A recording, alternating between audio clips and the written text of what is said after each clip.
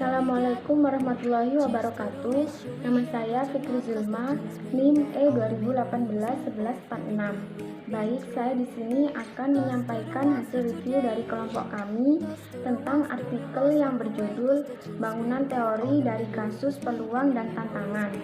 Langsung saja saya akan memaparkan tentang kajian teori dalam artikel tersebut. Berdasarkan dari hasil artikel yang dianalisis menggunakan penelitian deskriptif.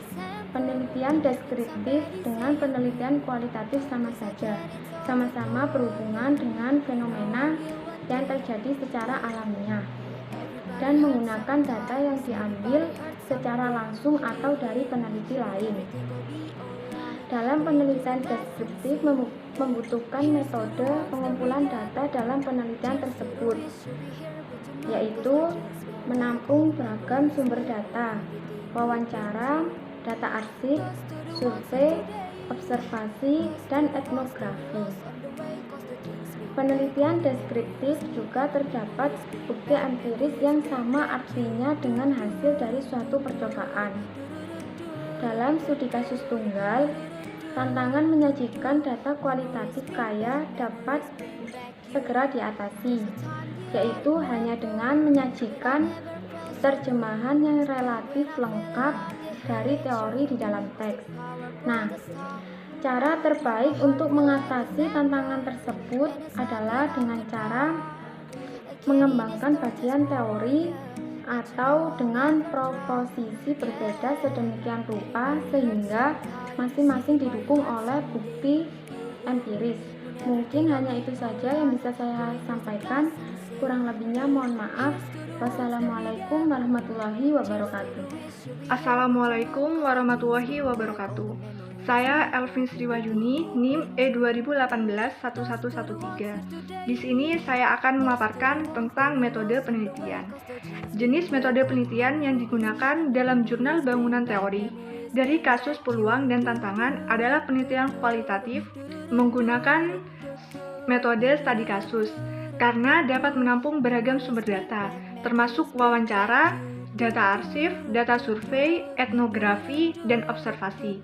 Tetapi, karena penelitian menggabungkan lebih banyak kasus dan perpindahan dari fenomena sehari-hari, seperti praktik kerja ke fenomena intermittent dan strategi seperti akuisisi dan pengambilan keputusan strategi, wawancara sering menjadi sumber data utama. Wawancara adalah cara yang sangat efisien untuk mengumpulkan data empiris yang kaya, terutama bila fenomena yang menarik sangat episodik dan jarang terjadi. Namun, wawancara juga sering memicu reaksi spontan bahwa datanya bias, di mana manajemen tayangan dan pembuatan retrospektif dianggap sebagai penyebab utamanya. Tantangan yang lebih halus muncul dari konfigurasi antara data kualitatif dan pencarian kualitatif.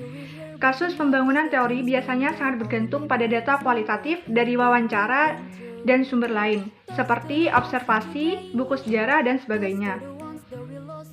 Penelitian ini sering disebut kualitatif karena sangat bergantung pada data kualitatif. Tetapi, penelitian kualitatif juga dapat merujuk pada penggunaan data kualitatif dalam strategi penelitian selain mengatur data ke dalam kasus dan menggunakan logika replikasi untuk membangun teori.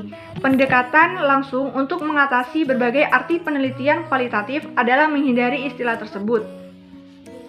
Sebaliknya, memperjelas strategi penelitian yang digunakan dan membandingkannya dengan pendekatan kualitatif lainnya dengan asumsi epistemologis yang berbeda. Secara khusus, ketika memasukkan teori dari kasus, bersikap eksplisit tentang tujuan pembangunan teori dan untuk secara bebas menggunakan catatan kaki yang mempertajam perbedaan di antara berbagai makna penelitian kualitatif.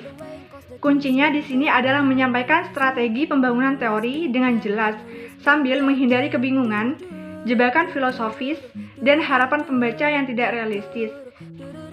Baik, sekian dari saya. Wassalamualaikum warahmatullahi wabarakatuh. Assalamualaikum warahmatullahi wabarakatuh. Nama saya Eka Febriana Dianingratri, NIM E 2018-1109 dari kelas Perbankan Syariah 3, mata kuliah Metode Penelitian Kualitatif. Nah, baiklah, langsung saja. Di sini saya akan memaparkan isi jurnal dari kelompok kami, yang bagian saya dari pendahuluan. Langsung saja. Akademi Jurnal Manajemen telah mengambil alih kepemimpinan di antara jurnal-jurnal besar dalam menyoroti metode alternatif yang memanfaatkan data empiris yang kaya. Dalam serangkaian komentar dari editor, para sarjana dengan meyakinkan telah menjelaskan topik terkait seperti yang pertama, penelitian kualitatif, yang kedua, pembangunan yang membumi, yang ketiga, nilai kaya dan daya persuasif dari kasus tunggal. Nah, membangun teori dari studi kasus ini adalah strategi penelitian yang melibatkan penggunaan satu atau lebih kasus untuk membuat konstruksi teoritis, proposisi, atau teori menengah dari bukti empiris yang berbasis kasus. Sedangkan studi kasus kaya deskripsi empiris dari contoh kejadian ini biasanya didasarkan pada berbagai sumber data. Nah, gagasan utamanya adalah menggunakan kasus-kasus yang sebagai dasar untuk mengembangkan teori secara induktif. Nah, dari semua inti membangun teori dari studi kasus ini adalah replikasi logika. Artinya, setiap kasus berfungsi sebagai eksperimen berbeda yang berdiri sendiri sebagai unit analitik. Seperti serangkaian eksperimen yang terkait banyak kasus adalah eksperimen terpisah yang berfungsi sebagai replikasi kontras dan perluasan teori yang muncul. Jadi tujuan dari isi jurnal ini adalah untuk menyoroti peluang yang membedakan teori penggunaan dari kasus dari strategi tersebut, seperti strategi penelitian lain, dan menjelaskan beberapa tantangan umum serta menyarankan penangkal yang mungkin. Demikian presentasi dari saya. Wassalamualaikum warahmatullahi wabarakatuh. Assalamualaikum warahmatullahi wabarakatuh. Perkenalkan, nama saya Ramadhani dan posisi pertama NIM E 2018-1109.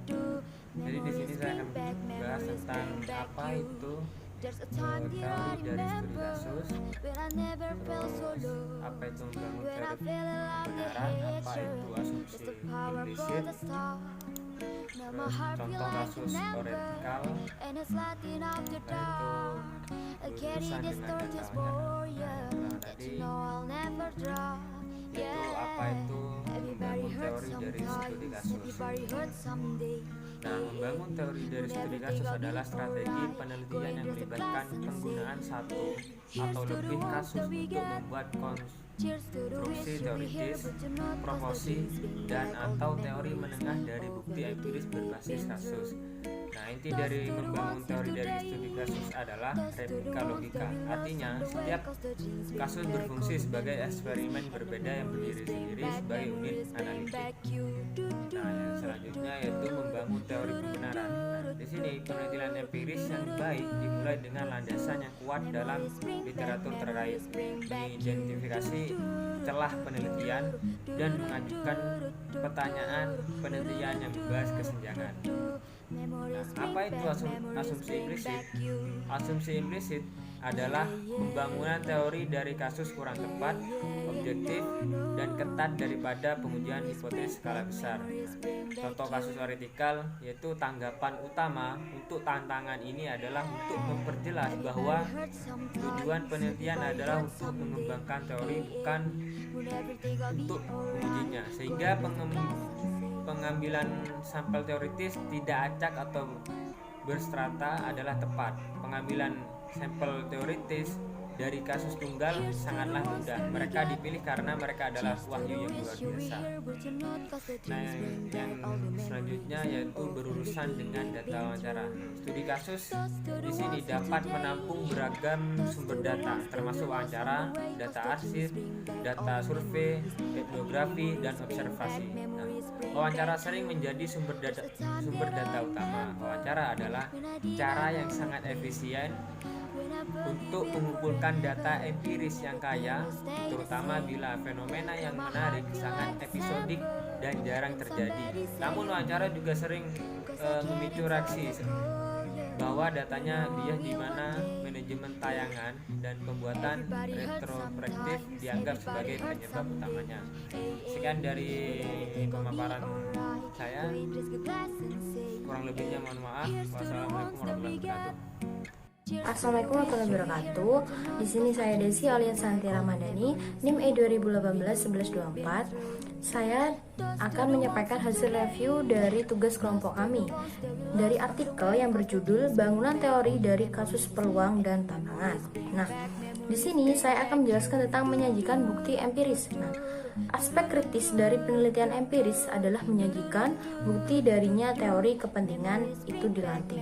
Dalam studi kasus tunggal, tantangan menyajikan data kualitatif kaya dapat segera diatasi dengan hanya menyajikan terjemahan yang relatif lengkap dari teori di dalam teks. Kemudian, di sini saya juga akan menjelaskan tentang menulis teori emergent. Nah, tujuan membangun teori dari kasus adalah teori, tetapi tidak seperti dalam penelitian pengujian. Hipotesis skala besar tidak ada template standar yang pasti akan menyenangkan untuk menulis teori yang muncul dalam penelitian pembangunan teori. Nah, kemudian dari review dari kelompok ini saya akan menarik kesimpulan, yakni pembangunan dari studi kasus adalah strategi penelitian yang semakin populer dan relevan, yang membentuk dasar dari sejumlah besar studi berpengaruh yang tidak proporsional. Kemudian, kabar baiknya adalah bahwa tantangan yang seringkali sangat sah ini dapat menjadi kenyataan, diimitigasi melalui bahasa yang tepat, desain penelitian yang menjasar. Memories bring back you. Memories bring back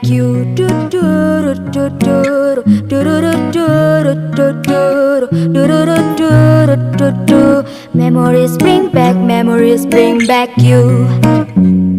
Yeah, yeah, yeah.